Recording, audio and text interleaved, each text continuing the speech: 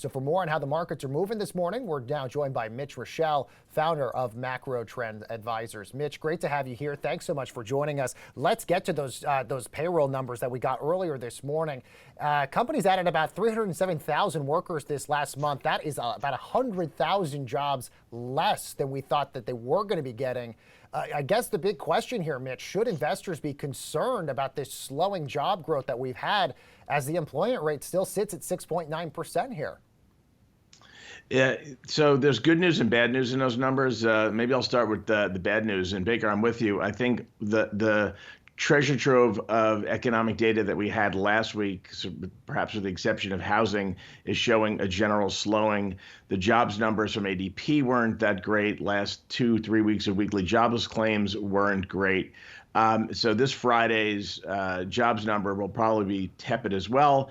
The question in terms of investors, and I will get to the good news part, but the question in terms of investors, I think investors are looking at bad news as potentially good news. You and Jill were talking about stimulus and what will be the catalyst to get lawmakers off their duffs to actually pass something to create some fiscal stimulus for the economy.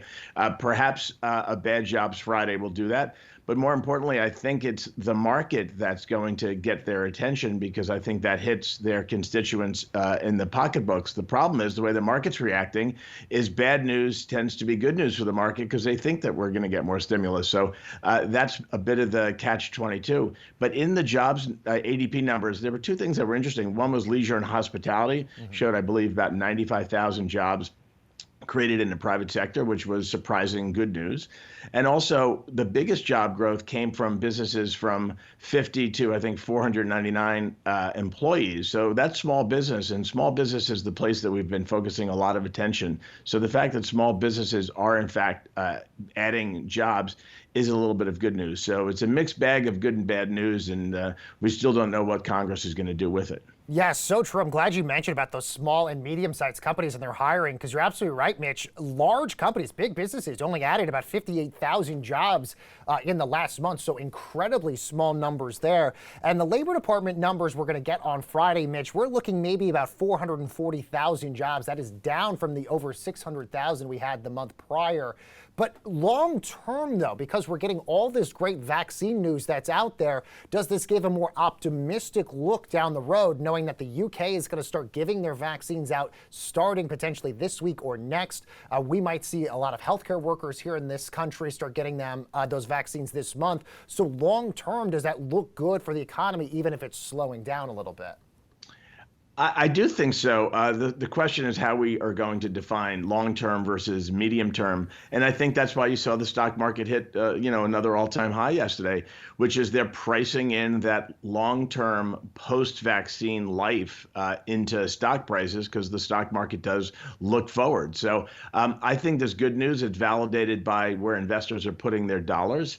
And we'll have to wait and see. I do think, though, if we put the vaccine to use with frontline workers, with healthcare workers, with folks in nursing homes, which is what the rhetoric has been so far, I think that gets us a lot farther than people are thinking, because while that's a small percentage of the population, I think it does put those most at risk on the safe side of things, which hopefully frees us up during the winter to go about our business a little bit more and not shut down the supply side of the economy, as we're seeing a lot of governors and mayors talk about right now. Mitch, obviously, the markets love, bipartisanship and gridlock in Washington in particular.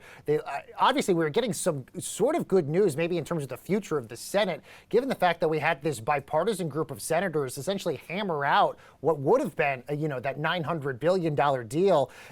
Interestingly, though, it called for $288 billion in small business loans, $160 billion for state and local aid governments. Obviously, Mitch McConnell did not want that part in there. It also added $300 a week for people receiving unemployment. The fact, though, that Mitch McConnell even rejected this from a bipartisan group of senators, Mitch, does that give us an outlook of where we sort of see Congress heading in a Biden administration, that even still a bipartisan group of senators is not going to be able to get anything really done here? I think it's going to have to do with leadership in the House, all right? So we saw a lot of blue seats flip to red. The margin of Democrat control in the next Congress is going to be different than the previous one.